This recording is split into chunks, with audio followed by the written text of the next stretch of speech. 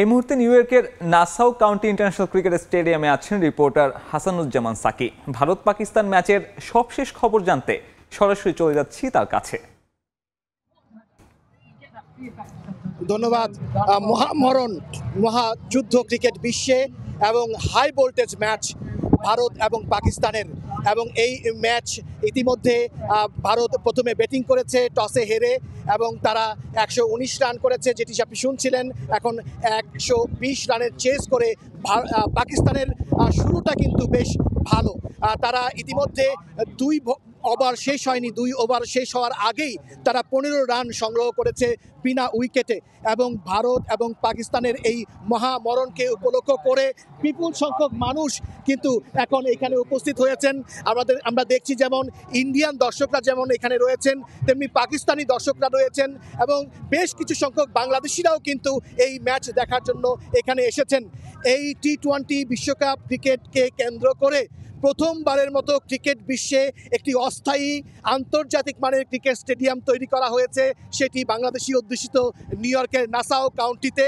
এবং সেখানে এই যে ভারত পাকিস্তানের খেলা চলছে, সেখানে স্টেডিয়ামের ভেতরে 34,000 দর্শক, এবং তার বাইরেও কিন্তু উৎসবের নগরীতে পরিণত হয়েছে এই নিউ ইয়র্ক এবং লং আইল্যান্ড। এবং পাশাপাশি আপনি জানেন যে আগামীকালকে যে সকালটি আসছে, সেখানে বাংলাদেশ টি-20 বিশ্বকাপে তাদের দ্বিতীয় ম্যাচে সাউথ আফ্রিকার মুখোমুখি হবে।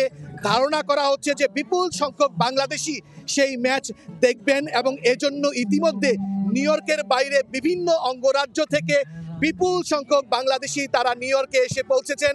তারা প্রস্তুতি নিচ্ছেন বাংলাদেশ এবং সাউথ আফ্রিকা ম্যাচটি দেখার জন্য।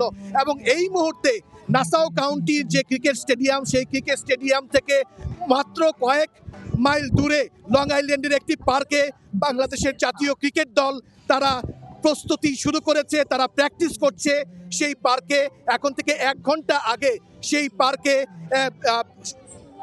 অত্যন্ত নিরাপত্তা বেষ্টনীর মধ্য দিয়ে বাংলাদেশ দল সেই পার্কে উপস্থিত হয়েছে এবং তারা প্র্যাকটিস করছে।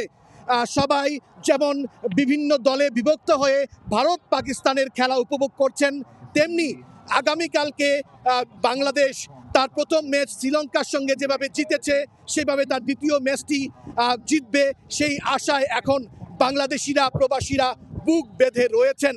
এখন আমরা এই যে উৎসবের মধ্যে রয়েছি, সেই উৎসবে পাকিস্তান এই মুহূর্তে সুবিধাজনক অবস্থায় রয়েছে কিছুটা ভারতের বিপক্ষে। এই ছিল আমার কাছে ভারত এবং পাকিস্তানের যে ম্যাচ চলছে সেই ম্যাচের সর্বশেষ। আপনাকে ধন্যবাদ।